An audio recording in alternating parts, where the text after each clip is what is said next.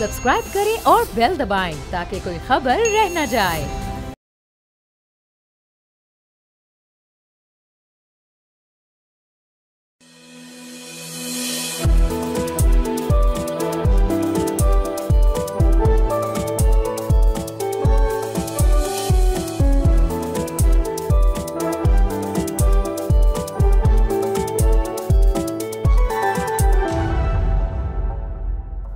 बिस्मिल्लाहिर्रहमानिर्रहीम। अस्सलाम वालेकुम नाज़रीन। आज यौम तकबीर है।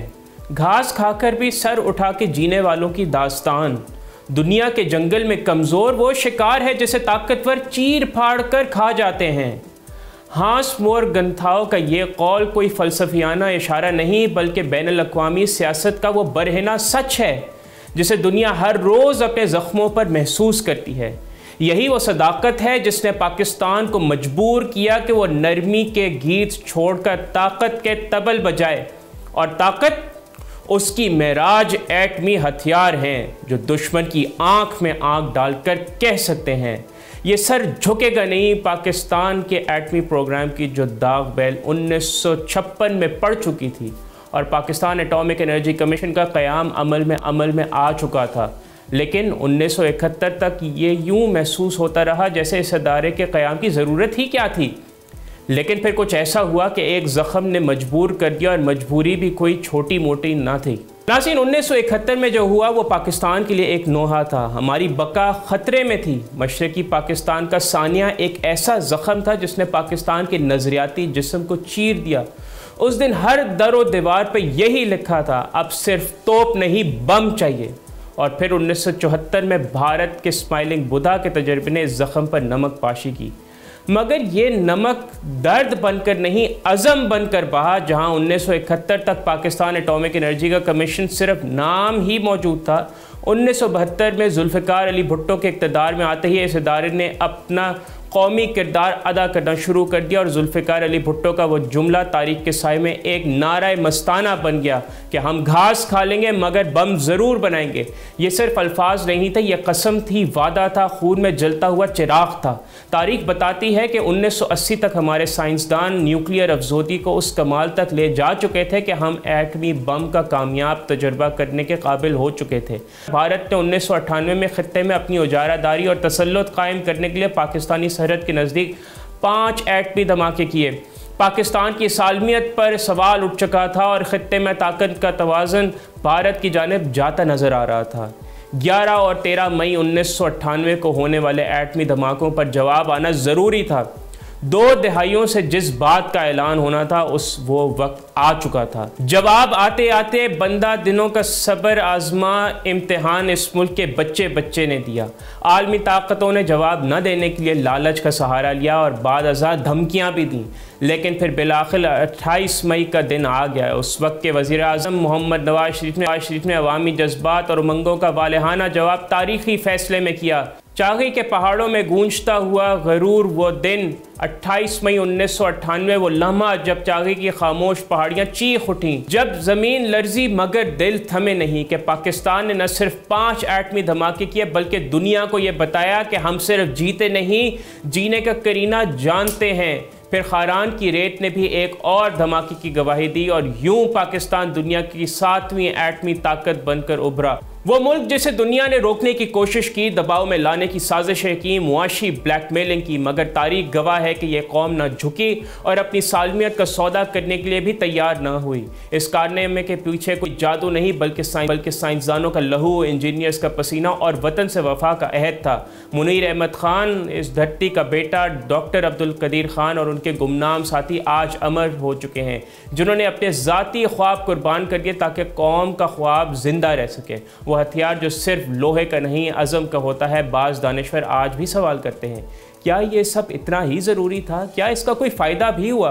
तो उनसे कहें कारगिल याद करो, बालाकोट को याद करो, और अब ताज़ा तरीन भारतीय नाम नेहाद पहलगाम हमले के बाद भारतीय नापाक ऑपरेशन सिंदूर को याद करो। अगर पाकिस्तान के पास एटमी हथियार न होते तो ये वाक़यात मुमकिन तौर पर बर्बादी के तूफ़ान में बदल सकते थे।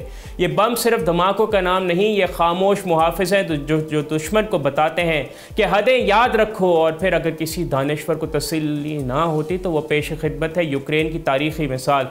यूक्रेन आज एक खामोश चीख के साथ दुनिया की सबसे इबरतनाक मिसाल बन चुका है, जिसने 1991 में एटमी हथियार तर्क कर दिए, आलमी तारीफ़ें समेटी, तालियां बजीं, करारदादें मंजूर हुई। मर्शमायर की वो पेशनगोई आज गूंज रही है, बग़ैर बम के तुम अकेले हो।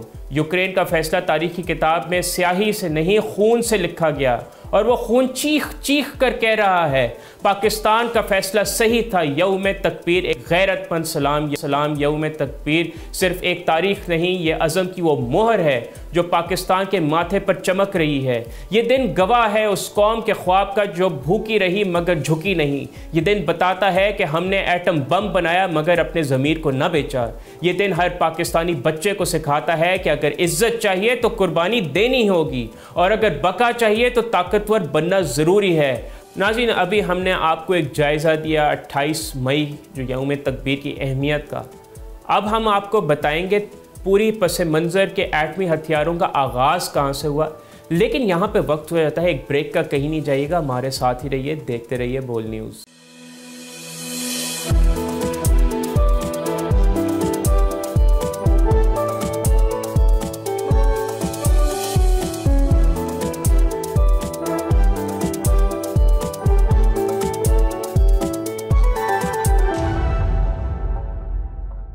नाज़रीन, welcome back to front page. आज है यौम तकबीर, पूरी कौम को एक मरतबा फिर मुबारक। ये दिन की अहमियत बहुत ज़्यादा है और समझे पाकिस्तान की सालमियत और ये बका की एक चाबी है हमारे जो एटमी हथियार हैं, और इसको जितना सेलिब्रेट किया जाए वो कम है। ब्रेक से पहले हमने आपको यौम तकबीर की अहमियत के बारे में बताया और किस तरह की ब्रिलियंस के साथ पाकिस्तान ने इस जानिब कदम उठाया। अब नाज़रीन, हम आपको एटमी हथियारों की तारीख़ की जानिब लेते हैं कि ये मामला शुरू कहाँ से हुआ, इसने दुनिया में कहाँ कहाँ क्या तबाहियाँ मचाईं और इसने किस तरह रूल्स ऑफ द गेम को चेंज कर दिया। आइए अब हम इसके पस मंज़र की तरफ चलते हैं। ये रोशनी न सूरज की थी न चांदनी की कोई झलक, ये आग थी इंसान की जो खुद उसके वजूद को जला गई। एक खामोश सहरा, एक अजनबी सुबह और आसमान को चीरती हुई आग। 16 जुलाई 1945 न्यू मैक्सिको का इलाका जहां अमेरिका ने पहला एटमी तजर्बा किया। ट्रीटी टेस्ट ये सिर्फ एक धमाका नहीं था बल्कि इंसानियत के लिए एक नई सदी, एक नया खौफ और एक नया फ़ख्र लेकर आया। ये था मैनहट्टन प्रोजेक्ट, एक खुफिया मिशन, एक साइंसी इनकलाब और ताकत का ऐसा मुजाहरा जिसने इंसान को सरकश बादशाहों की तरह खुदाई के दावे पर मजबूर कर दिया। और फिर सिर्फ हफ्तों बाद हिरोशिमा और नागासाकी ने वो ज़ख्म सहे जिन्हें तारीख़ इंसान नहीं भुला पाएगी। इंसानियत के अलमबरदारों ने पिघलते जिस्मों पर अपनी हाकमियत की नई मोहरें सब्त कर दी। खौफ और जदीदियत का एक ऐसा इम्तजाज जो गलत हाथों में तो इंसानियत को नाबूद कर दे और कुदरत पसंद हाथों में हो तो हर घर की ज़रूरत के लिए नए छोटे छोटे सूरजों को जन्म दे।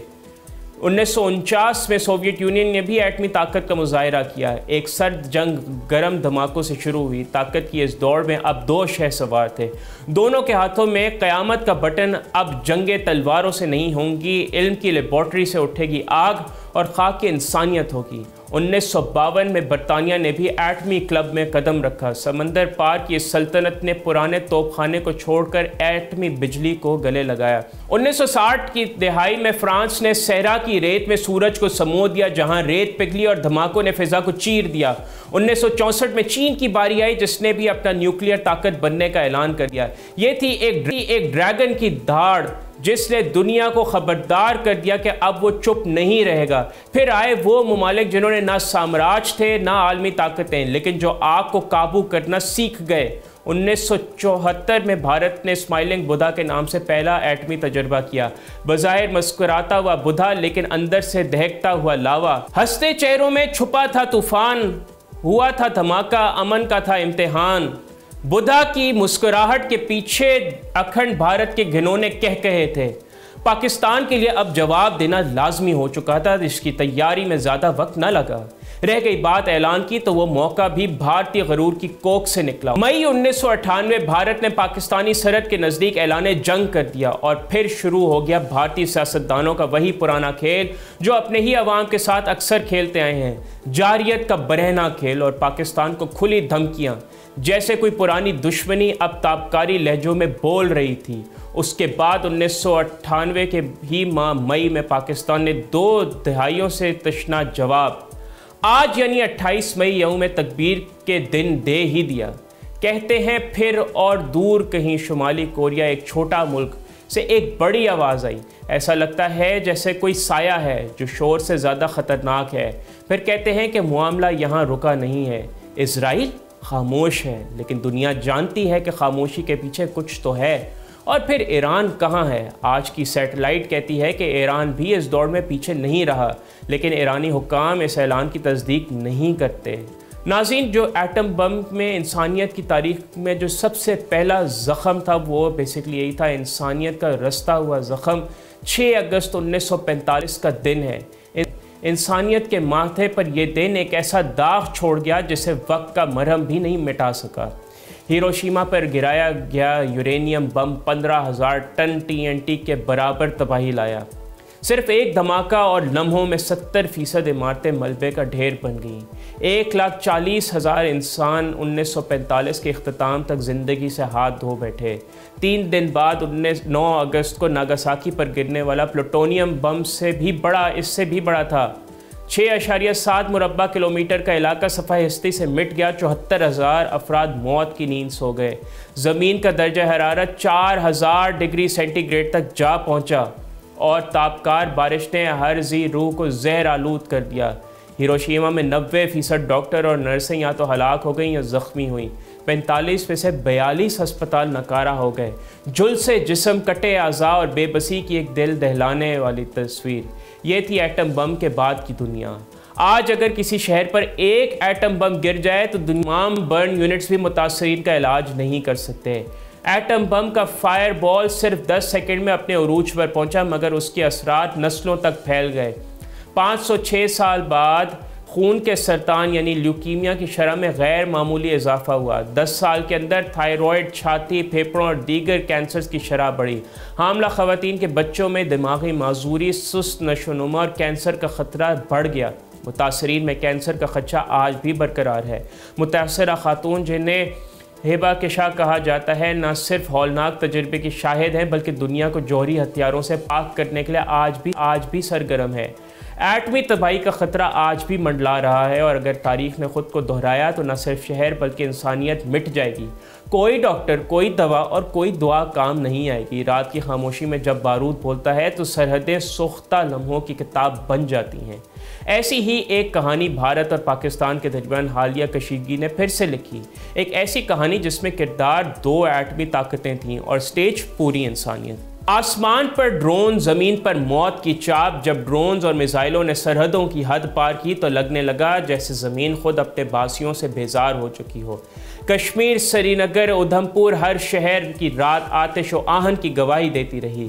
4 दिन तक वो आलमी ताकतें जो इस मामले से लाताल्लुक़ थीं उन्हें मुदाखलत करनी पड़ी। इस बात की अब वजाहत भारतीय वज़ीर ख़ारजा के बयान से साबित है कि भारत की बस हो चुकी थी। न सिर्फ जदीद जंगी तैयारों का नुकसान हुआ, एयर बेसिस तबाह हुई, वो अलग मिसाइल एयर डिफेंस सिस्टम जो कि S-400 वो खाक में मिल गया। जो सिफारती शिकस्त बल्कि हजीमत हुई, उसके नुकसान का तो अभी तक अंदाज़ा भी नहीं लगाया जा सकता।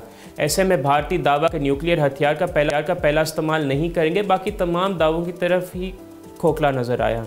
जब न्यूक्लियर हथियार चलाने की आलमी ताकतों की तरफ से वार्निंग या मुमानियत हुई तो फ़ौरन अमेरिका की कॉल मिलाई गई। एटम बम जिसका एक गिरा हुआ साया 1.6 अरब जानों को पलक झपकते में राख बना सकता था। इस पर अमेरिकी सदर डोनाल्ड ट्रंप ने दावा किया कि मैंने एटमी जंग को रोका। अगर ये सच है तो हम सिर्फ एक बटन की दूरी पर खड़े थे, जहां उंगली कांपती तो क़यामत टूट पड़ती। एटमी जंग हिमाकत है क्योंकि ये 1.6 अरब इंसानों की जान को ख़तरे में डालेगी। लेकिन जंग में जज्बात जीतते नहीं, बहक जाते हैं। एटमी जंग ज़मीन पर जहन्नुम का आगाज़। अगर यह एटमी शोला कभी भड़क उठा तो ना फाते बचेगा ना मफ्तू।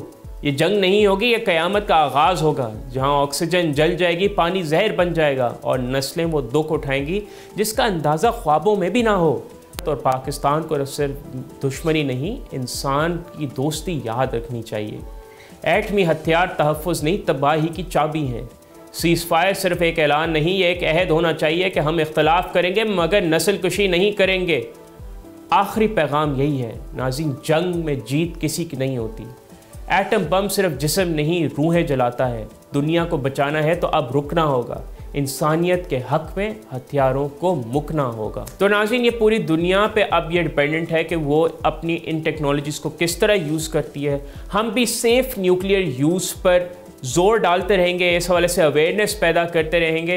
लेकिन यहाँ पे हमारे शो का वक्त हुआ जाता है ख़त्म। जाने से पहले एक मरतबा फिर हर उस शख्स को जिसने ये जो फ़ियाट है यौम तकबीर का, उसको अचीव करने में किरदार डाला और आज तक हमारी जो न्यूक्लियर जो फैसिलिटीज़ हैं उनको सेफगार्ड रखने में और उनके रिस्पॉन्सिबल यूज़ करने में किरदार अदा कर रहे हैं, उनको सलाम। पूरी कौम को यौम तकबीर मुबारक। पाकिस्तान जिंदाबाद। अपना फीडबैक बोल के सोशल मीडिया हैंडल्स पे ज़रूर रिकॉर्ड कीजिएगा। मुझे मुइज़्ज़ुर रहमान को इजाज़त दीजिए। अल्लाह हाफ़िज़।